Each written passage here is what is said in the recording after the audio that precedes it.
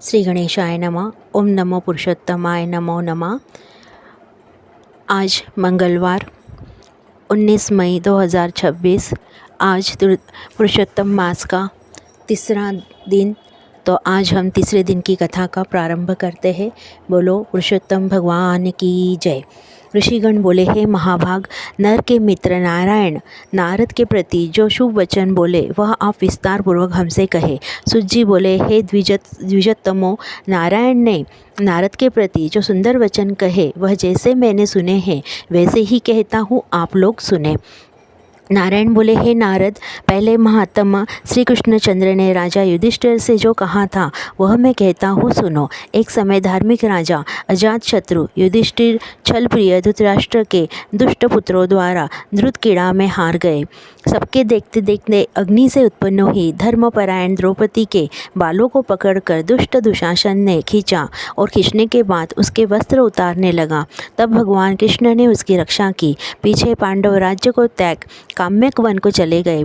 वहाँ अत्यंत क्लेश से युक्त वे वन के फलों का खाकर जीवन बिताने लगे।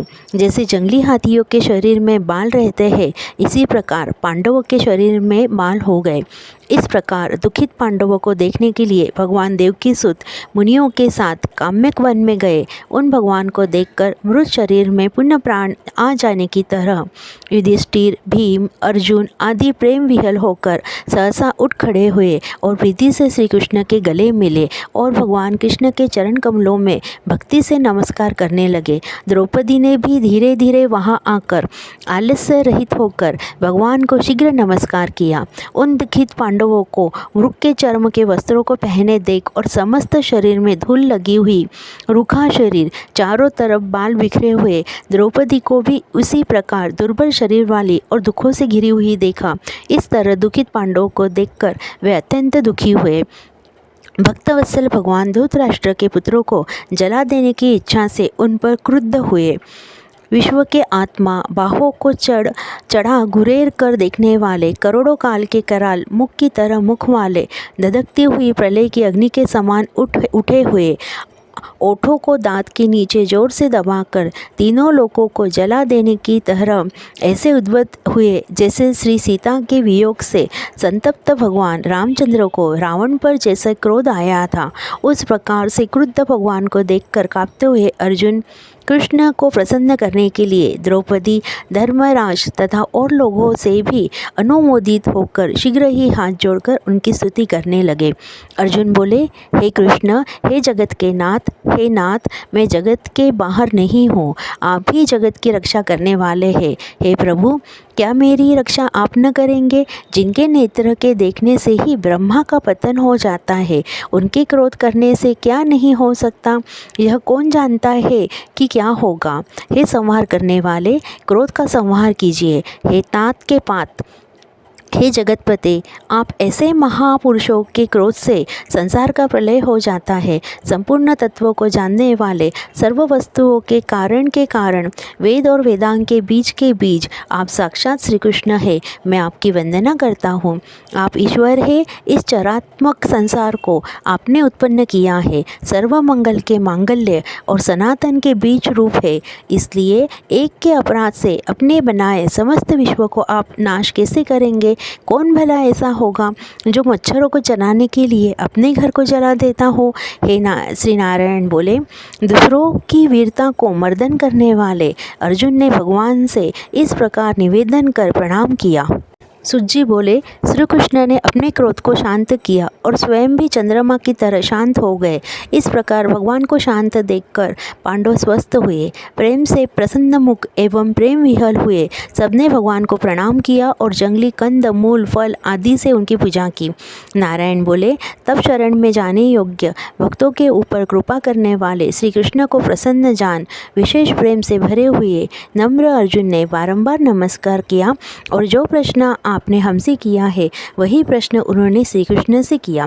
इस प्रकार अर्जुन का प्रश्न सुनकर श्री कृष्ण क्षणमात्र मन में सोचकर अपने सुदवर्ग पांडवों को और व्रत को धारण की हुई द्रौपदी को आश्वासन देते हुए वक्ताओं से श्रेष्ठ श्री कृष्ण पांडवों से हितकर वचन बोले। श्री कृष्ण जी बोले, हे राजन, हे महाभाग, हे बीभत्सो, अब मेरा वचन सुनो। आपने यह प्रश्न अपूर्व किया है। आपको उत्तर देने में मुझे उत्साह नहीं हो रहा है।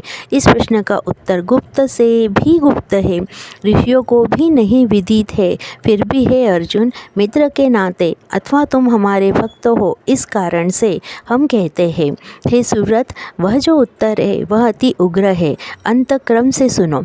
चित्रा जी जो 12 मास निमेष महीने के दोनों पक्ष, घड़ियाँ, प्रहर, त्रिप्रहर, 6 ऋतुएं, मुहूर्त, दक्षिणायन और उत्तरायण, वर्ष, चारों युग, इसी प्रकार परार्थ तक जो काल है वह सब, और नदी, समुद्र, तालाब, कुएं, बावली, गढ़ैया, सोते, लता, औषधियों, वृक्ष, मांस आदि पेड़, वन की औषधियाँ, नगर, गांव, पर्वत, पुरियाँ, ये सब मूर्ति वाले हैं और अपने गुणों से पूजे जाते हैं। इनमें ऐसा कोई अपूर्व व्यक्ति नहीं है जो अपने अधिष्ठात देवता के बिना रहता हो। अपने अपने अधिकार में पूजे जाने वाले ये सभी फल को देने वाले हैं। अपनी अपनी अधिष्ठात देवता के योग के महात्म्य से ये सब सौभाग्यवान है। हे पांडवनंदन, एक समय अधिक मास उत्पन्न हुआ। उस उत्पन्न हुए असहाय निंदित मास को सब लोग बोले कि यह मल मास सूर्य की संक्रांति से रहित है, अंत पूजने योग्य नहीं है। यह मास मल रूप होने से छूने योग्य नहीं है और शुभ कार्यों में अग्रह्य है। इस प्रकार के वचनों को लोगों के मुख से सुनकर यह मास निरुद्योग, प्रभार रहित, दुख से घिरा हुआ, अति खिन्न मन, चिंता से ही ग्रस्त मन होकर व्यथित हृदय से मरणान्न सन्न की तरह हो गया। फिर वह धैर्य धारण कर मेरी शरण में आया। हे नर, वैकुंठ भवन में जहाँ मैं रहता था वहाँ पहुँचा और मेरे घर में आकर मुझ पर पुरुषोत्तम को इसने देखा।